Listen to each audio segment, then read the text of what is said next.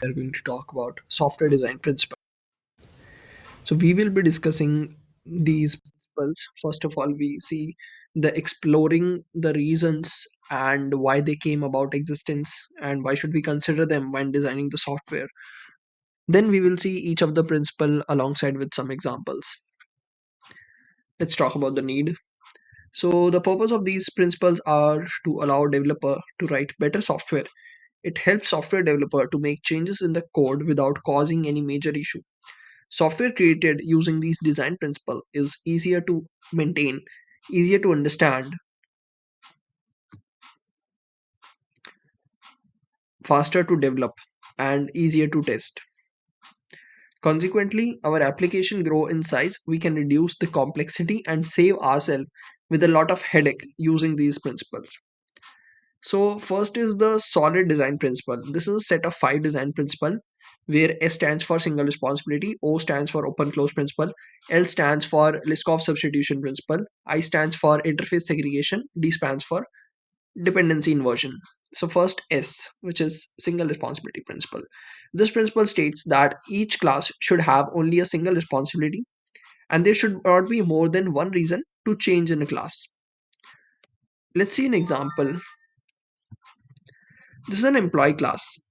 Currently in this design, it is implementing these 5 functions like get employee id, get employee name, get date of joining, is the promotion due for this year, calculate the tax. So if you carefully see the last 2 functions, these are not a responsibility of employee, right? To check if there is a promotion due or to calculate the income tax. So as per the single responsibility principle, this should not come under this employee class. So what the design should look like is this, like employee should have only these functions like get employee id, employee name, get employee joining date. So this is a good design principle, and the other 2 functions should be under other classes like hr, promotion, or fintech. So this was about single responsibility principle where you have to make sure that each class should have a single unique responsibility. Second is open close principle. This principle states that for each class it should be open for extension but should be closed for modification. Now what does that mean? Open for extension mean that you should build a class in such a way that it is easily extended and new features can be added whenever required. Closed for modification means that it must not be modified in any scenario except for the purpose of correcting the bugs. Okay, so let's see this design principle and like what is the issue in this design. Let's see this. So you have a graphic editor which has 3 function: draw circle, draw rectangle, and draw shape. So what happens is this draw shape function, it says that if the type equal to 1, draw rectangle, if type equal to 2, draw circle. But what happen when you want to integrate a new shape? When there is something like pentagon, hexagon, you have to draw that. So what you will do, you will change this function, you will write some more if else statement.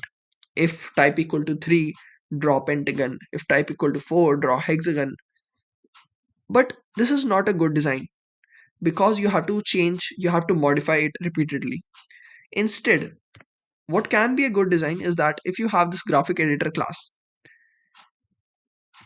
now this will call on this draw shape function which will take this parameter shape. Now this is a object of a different class which is a shape. So this is a separate class in itself, and this is the argument which is passed to this draw shape function. So now this shape can be extended to different shapes like rectangle, circle, pentagon, hexagon. You can add more, you can extend it, you can add more different shapes, and each of those corresponding like rectangle, circle, they will have a implementation for draw method. Okay, so what you need to do is just pass this as an argument and just call s dot draw. So whatever object it is, that shape will be drawn. So there is no new changes which needs to be done when you are adding a new shape. You just need to extend this shape class to a particular shape like pentagon or hexagon, right? So this is the open close principle. The third is Liskov substitution principle. This principle states that in object oriented programming, the objects of superclass should be able to be replaced with the objects of subclass without affecting the correctness of the program. This is applied in inheritance hierarchy, specifying that you should be able to design your classes so that design the client dependencies can be substituted with the subclasses without the client knowing about the change. This principle ensures that any class that is the child of a parent class should be usable in the place of parent without any unexpected behavior. Any class can be used as a parent. Okay, so now let's see an example. The example is that there is a bird class which is having a function which is fly, and but do each bird fly? The answer is no. Some birds do not fly, like ostrich. But in this design pattern, what we have is that we have a bird class which is having a method fly. So this is itself is wrong because we cannot form an assumption that okay, every bird will have this fly method. No. Currently, this is extended to pigeon and ostrich. So what will happen if someone calls on ostrich, the fly method for ostrich, the fly method for the parent, which is for bird class, will be called, and there will be no such error. So instead there should be an error, right? Because ostrich cannot fly, so that's why this design is not good. What we can have instead is that we can have a bird class. We can have two extensions, like the birds that can fly and the birds which cannot fly. So there are two separate classes, and each of them can extend to the different types of birds, like pigeon, the birds which cannot fly, like ostrich. So now there is no possibility of calling something like fly function on ostrich because neither does it have nor does this parent have. So that's why this is the Liskov substitution principle. You should design in such a way that for a parent class, if there are some child classes, each of the child classes should be able to substitute the parent class. Okay, now let's talk about the next, which is interface design. Interface segregation principle. Now, this principle is applied on interfaces instead of classes, and it's very similar to the single responsibility principle. What does this mean is that you should not force any client to implement an interface which is irrelevant to them. Okay, for example, here is your interface which is vehicle.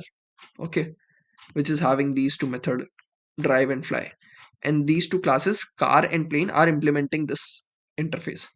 But this is not a good design pattern. Why? Because car cannot fly, the plane cannot drive, okay, cannot be driven. So this is an issue, that this is an extra uh, you know this interface will be called a fat interface. Why? Because it is having these two methods, while the classes which are implementing does not require these method, like car will not require fly, plane will not require drive. So that is why it says that your it's kind of a forcing, like the client is forced to implement these method. So there should not be any forcing on client to implement a method just because it's present on that interface.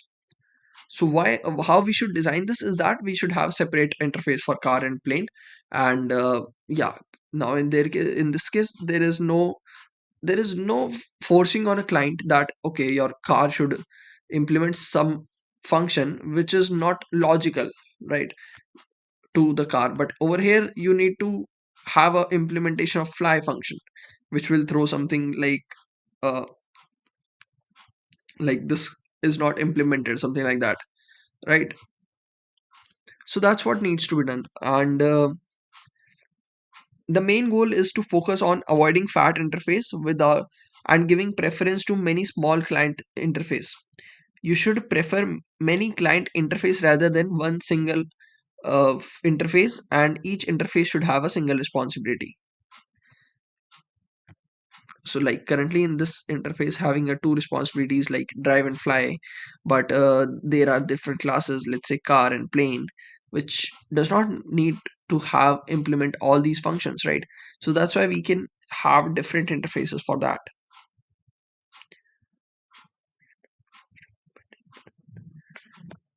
Okay, so in this way, the class is not forced to implement any method which is not needed, right? Every class is implementing the method which is needed by it. Now let's move to the next, which is D, dependency inversion principle. So this principle states that decoupling of software modules should be there, and high level modules should not depend on low level modules, and both should be depend on abstractions. Another thing is that abstraction should not depend on details, while details should be dependent on the extractions. So these lines state that if a high level module will be depending on more than low level module or a class, then your code would not have then your code will have a tight coupling. That's what we don't want. And if you will try to make a change in one of the classes in this tight coupling, it can break the another class, which can be risky at the production level. So always try to make classes loosely coupled so that as you can make a changes in a particular class without affecting the other. So this can be done through using abstractions. So the main motive of this principle is decoupling the dependencies. So if class A changes, the class B does not get affected. So if you see the example, so package A, there is a object A, and this is a package B, which is an object B. This is without dependency inversion, right? If it, let's say, but this is a tight coupling because this object A directly references to the object B. But having a dependency inversion, what you do, you create an interface for A. Now this object B, if it wants to inherit from this class A, what it does is that it takes it through interface. So in this way, this is loosely coupled design. Now let's talk about the next design pattern, which is keep it simple, stupid. So what does this suggest is that the design of the system should be as simple as possible. So you should try to avoid complexities in the program wherever it is possible. And this is because the simplicity guarantees the greatest level of user acceptance and interaction. So the achieve goal and solve problems by simply building simpler solution and keeping it as short as possible. It helps in solving problems quickly, easy to debug, create a high quality code which is understandable by humans easily. Now let's see DRY, which is don't repeat yourself. So this is a principle which aims to reduce repetition in a particular code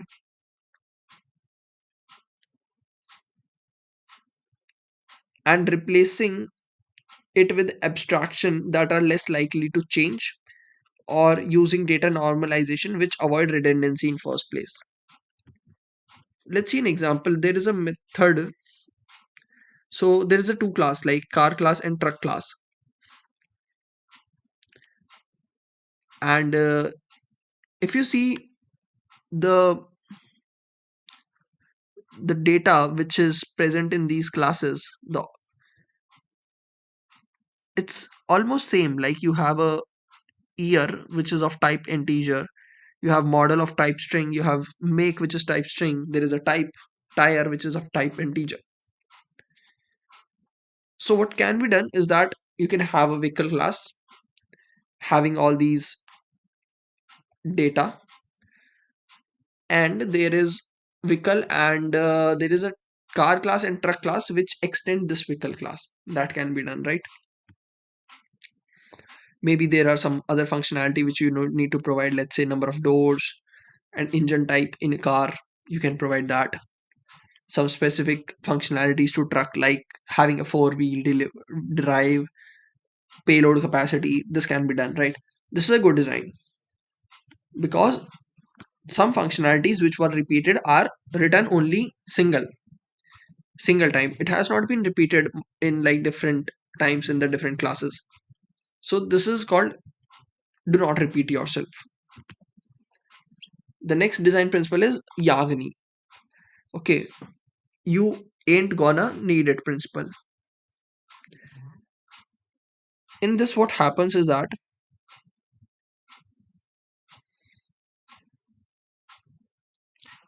so the feature should only be added whenever it is required. As a part of extreme programming philosophy, Yagni trims away the excess work and inefficiencies in the development to facilitate the desired increased frequency and releases. So it helps to prevent the waste of time with unnecessary work. It improves the development productivity and simplicity,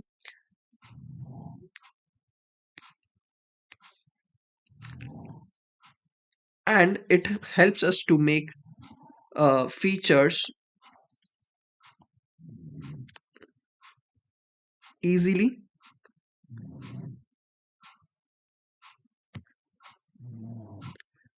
Yeah, so that was about it. These are the design principles that you need to take care about. Solid design principles, DRY, do not repeat yourself, you ain't gonna repeat it, and there is a keep it simple and stupid.